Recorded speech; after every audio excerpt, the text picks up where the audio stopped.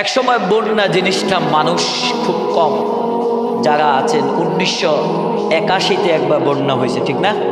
ভয়ঙ্কর একটা, বেরিয়েও পারে। 91-তে আবার হয়েছে। এই দুইটা ভয়ঙ্কর বন্যা হয়েছে। মুরব্বী যারা আছেন, আমরা শুনেছি আমার মায়ের কাছ থেকে, বা এই দুইটা 96-তে সম্ভবত আর একটা হয়েছে। আর আমরা দেখেছি 2003-এ বন্যা। এরপরে আর বন্যা দেখি না, কিন্তু 2024-এ বন্যাটা যেটা অনেক কষ্ট পেয়েছে মানুষগুলো।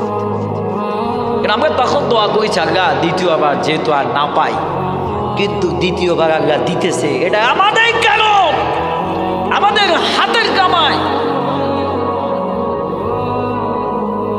মানুষ যখন আল্লাহকে বলে দেয়, তখন আল্লাহ রাগান্বিত হয়ে যায়, আল্লাহর আযাব তখন বান্দার উপর অর্পিত হয়ে যায়। আমরা ভুলে গেছি মাসটা কি? মুহররম মাস। মাসটা কি? এই মাসটাতে আল্লাহ তাআলা কিয়ামত ঘটাবেন। কারণ এই মাসে আল্লাহ দুনিয়ার সৃষ্টি করেছে, এই মাসটাতে আল্লাহ তো কিয়ামত ঘটাবেন, একদিন ধ্বংস হবে।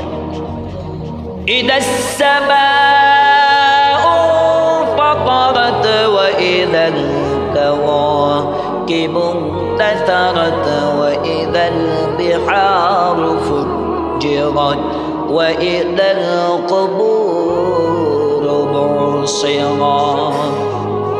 আসমান ছোট বিচ্ছিন্ন হয়ে যাবে, জমিন গুরু সব, নদী নালা পাহাড় সব কিছু চৌচির হয়ে যাবে। ওয়াইদাল কুবুর বুসিরাত, কবরগুলো খুলে যাবে। আলিমাত নাফসুম মা কদ্দামাত, মানুষগুলো বলবো পৃথিবীর কি হলো। তখন আওয়াজ আসবে, ওই যে আল্লাহ তাআলা বলছেন কিয়ামত সংঘটিত হবে। আজকে আল্লাহ বলা, আল্লাহ ওয়াদা দিয়ে পরিপূর্ণ করতেছে। মাসটা কিন্তু সেই মাস যেদিন কিয়ামত সংঘটিত হবে। কিয়ামত তো যারা কিয়ামত নিয়ে গবেষণা করে, পৃথিবীর হায়াত কিন্তু বেশি দিন নাই। পৃথিবীর হায়াত কিন্তু বেশি দিন নাই।